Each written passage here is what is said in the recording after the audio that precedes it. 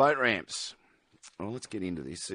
They're always a contentious issue here in the tropical north for the simple reason it's the number one recreational pastime in our area, and also the legend of boat ownership here is quite amazing. My understanding is that we've still got the highest boat ownership per capita in the southern hemisphere. But anyway, this story is about the Gloucester district between Airlie and Bowen, where they've been doing it tough on the boat ramp sides of things for years. You live so close to the water, places like Dingo Beach and Hideaway Bay, but yet you've only got one boat ramp and it's only accessible at certain times of the day. Warren Hardy's a local resident and he's been at the centre of a community campaign to get an all-weather, all-tide access ramp. He's speaking here with our own Fidelis Rogo. Back in 2005, the local sports association recognised the need and moved the resolution, and we approached the council for an all-tide boat ramp, because between Airlie Beach and Bowen, there are no all-tide boat ramps. There's only a small window of opportunity to get your boat in at Dingo Beach, which is an unregistered boat ramp. So we approached the council back in 2005, and then in 2010, the Queensland Government, who funds boat ramps, recognised the Gloucester district as a high priority for a new facility. So we don't have to lobby the Queensland Government for funds. They've already recognised that a new facility should go in the Gloucester district, and they've been approaching the council for a number of years now, asking the council, where do you want to put it? So how difficult is it for residents in that area, the Gloucester area, and further afield to actually access that part-tide boat ramp at the moment? Well, it is. It's so tide dependent. There are times where you've got to wait 5 hours to utilise the boat ramp. So you can't go fishing in gentlemen's hours. And if you do catch the tide and get out there, and you need to come home because the weather turns bad, or you need to come home because of injury or illness, you can't. You're stuck out in the bay.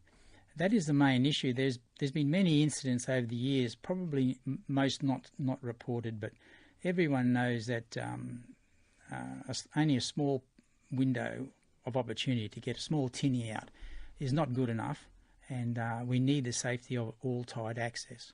Speaking of all-tide access, there's a site that's been identified. Tell us about where that is. Yes, there is. We identified it, and the local club identified it back in 2005 when we were asking for an all-tide ramp. So back then we photographed the entire coastline at low tide and sent that information into the council, which was lost during the amalgamations, I suspect. But 2010 council was pushing for another part-tide ramp, and when we heard about this, a couple of us. We approached the council and reminded them of where nature provides all-tide access right between the two established communities of Hideaway Bay and Dingo Beach. And that's where it started a couple of years ago.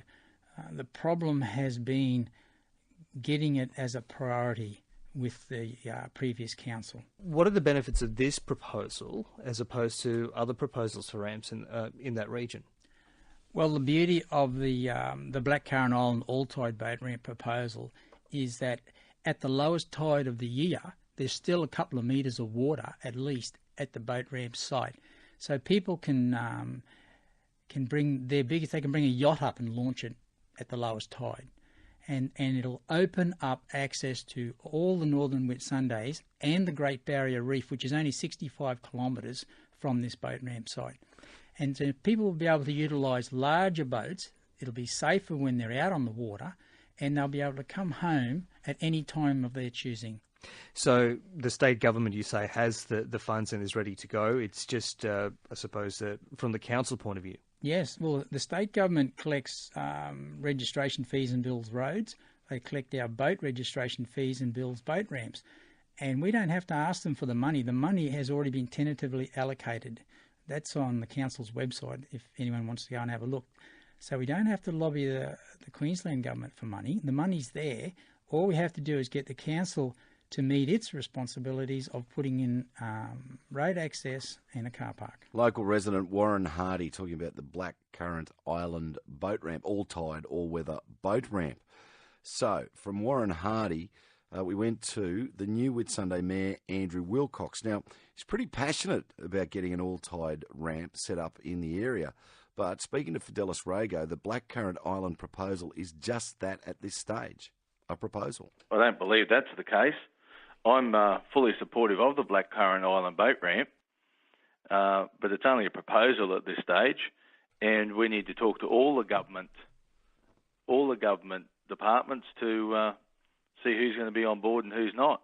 So your understanding is that there is no money set aside at the moment to build a boat ramp, whether from state government or money to build an access road into that area?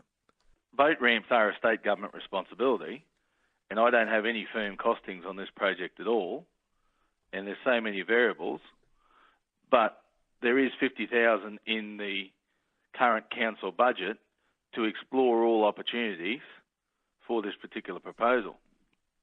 Okay, so where to from here, from the new council? Is it a priority for you at the moment? Oh, it's certainly a priority, but I only got sworn in last week, so then we've had all the statutory training and everything for the councillors. So we had our first briefing session today. The Blackcurrant Island boat ramp is on the briefing session for next week. So, we haven't even had our first council meeting yet. So it is early days.